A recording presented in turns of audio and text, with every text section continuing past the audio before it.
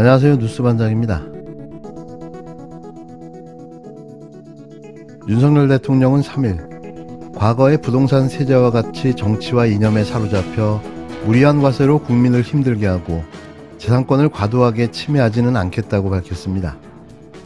윤 대통령은 이날 오전 서울 강남구 코엑스에서 열린 제57회 납세자의 날 기념행사 축사를 통해 이같이 말했는데요. 대체 입만 열면 망언을 쏟아내는 현직 대통령이라는 작자를 어떻게 해야 하는 걸까요? 국가에 세금을 걷는데 정치와 이념이 왜 들어갑니까? 수입이 있는 곳에 세금이 있고 공정한 원칙으로 세금을 징수하고 과세하면 되는 거 아닙니까? 느닷없이 웬 세금에 정치와 이념이 들어가야 하는지 종잡을 수가 없는데요. 모든 게 이분법입니다. 우리 편 너희 편. 그리고 모든 게 전 정부에 대한 비판과 흠집내기로 점철되어 있는데요. 전 정부가 언제 무리하게 과세해 국민을 힘들게 했고 또 재산권을 침해했나요? 직접 거론하지는 않았지만 전임 문재인 정권의 증세 기조를 비판한 발언으로 해석되는데요. 그냥 한심 그 자체입니다.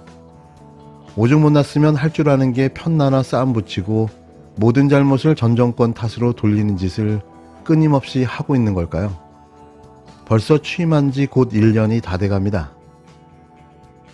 조세 제도를 법률이 정하는 바에 따라 투명하고 공정하게 운영하겠습니다. 과거의 부동산 세제와 같이 정치와 이념에 사로잡혀 무리한 과세로 국민을 힘들게 하고 재산권을 과도하게 침해하지 않겠습니다. 또 국가 재정이 아무리 어렵다 하더라도 자영업자, 소상공인 등 세무 전문가의 조력을 받아 조세 불복을 하기 현실적으로 어려운 분들에게 불이한 과세로 힘들게 하지 않을 것입니다. 국민 여러분의 세금은 단 1원도 낭비하지 않고 꼭 필요한 분야에 집중적으로 쓰겠습니다.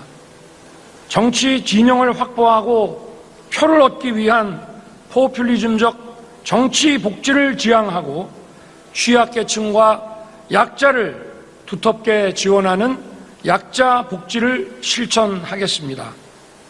국민들과 청년 세대에게 지속적이며 소득이 높은 양질의 일자리를 만들어 드리는데 국민 여러분의 귀한 세금을 쓰겠습니다. 본래 공익 목적에서 벗어나 불법을 일삼거나 국익을 해치는 정치 집단화한 단체에게는 국민의 혈세를 단 한 푼도 쓰지 않을 것입니다. 우리 정부는 국민들께서 내는 세금이 아깝지 않은 나라, 또 그럼으로써 납세가 자랑스러운 나라를 만들기 위해 최선을 다하겠습니다.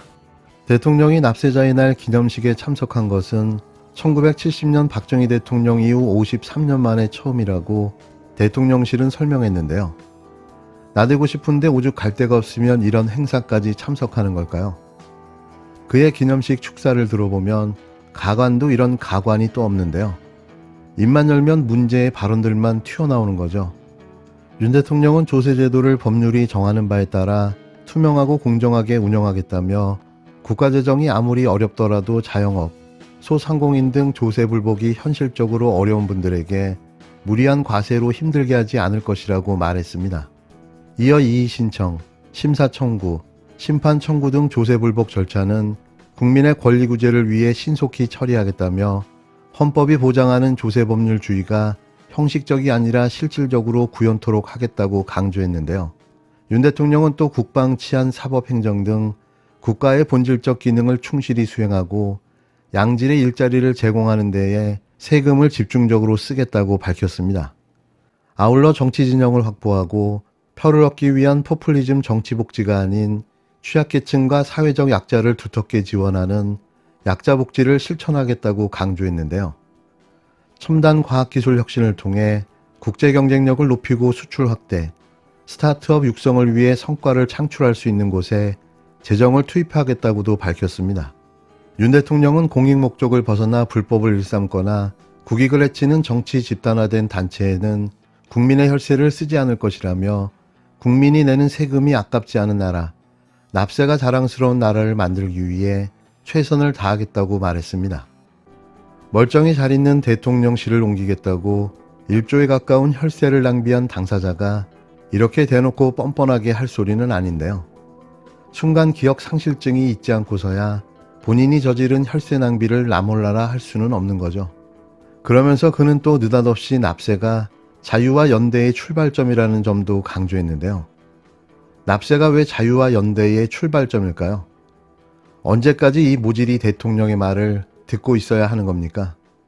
이 사람이 진짜 대통령의 자격은 있는 걸까요? 이렇게 무식해도 대통령이 될 수 있다는 희망을 주는 겁니까? 국운이 다해간다는 느낌이 듭니다.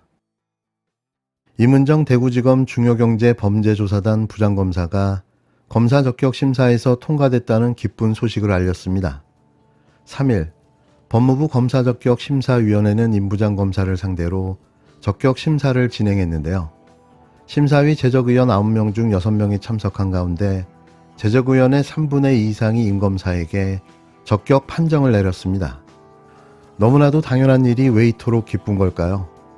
혹시 윤석열 독재검찰 공화국 하에서 눈에 가시 같은 정의의 검사인 임 검사를 고의적으로 부적격 판정을 내려 해임시키려 하는 일이 벌어지지 않을까 우려했던 건데요. 다행히도 그런 일은 벌어지지 않았습니다. 적격 심사 통과 후 3일 김어준의 겸손은 힘들다 뉴스공장에 출연한 임 검사는 계속해서 내부 고발을 이어가는 나를 임은정 검사가 아닌 임은정 전 검사 내지는 임은정 국회의원으로 만드는 게 검찰이 덜 아프겠다고 보는 것 같은데 계속해서 임은정 캐비넷을 만들어가겠다며 조금 더 분발해서 7년 열심히 살아보겠다는 심정을 밝혔습니다. 임은정 검사 같은 분은 우리가 꼭 지켜드려야 합니다. 그래도 검찰에서 검찰을 견제하는 정의의 검사가 반드시 있어야 하지 않을까요? 전 임은정 검사를 끝까지 응원하고 지지하겠습니다. 한동훈 장관이 왜 임은정 검사를 굳이 과거에 법무부에 같이 근무한 적도 있는 동료 아닙니까? 근데 그러니까, 왜 굳이 이렇게 꼭 자르려고 하는 거예요? 그러니까 제가 그런 말을 했는데 그 어제 적격심사위원회 어떤 위원분들도 아니 제가 내부 고발자로 평정이 나쁜 거다라고 말을 했더니 그러면 2012년 무죄 구형 전에는 평정이 좋았느냐라고 해서 2012년 제가 늘 주장하는 2012년 2월에 우수 여성 검사로 제가 법무부 보도 자료가 나갔잖아요. 거기 그 보도 자료 책임자가 한동훈이에요.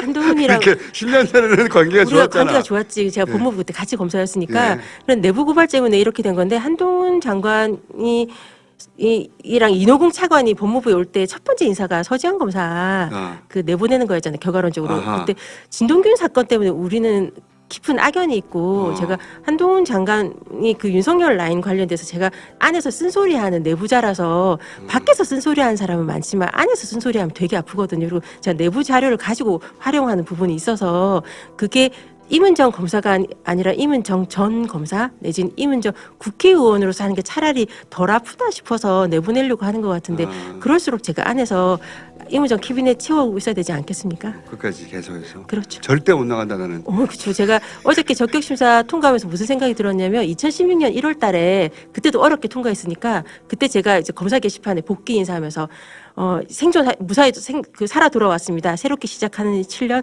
열심히 하겠습니다 했는데 앞으로 또 7년은 이렇게 해도 안 잘리는 걸 보니까 조금 더 분발해서 7년 열심히 살아보려고 하고 있습니다.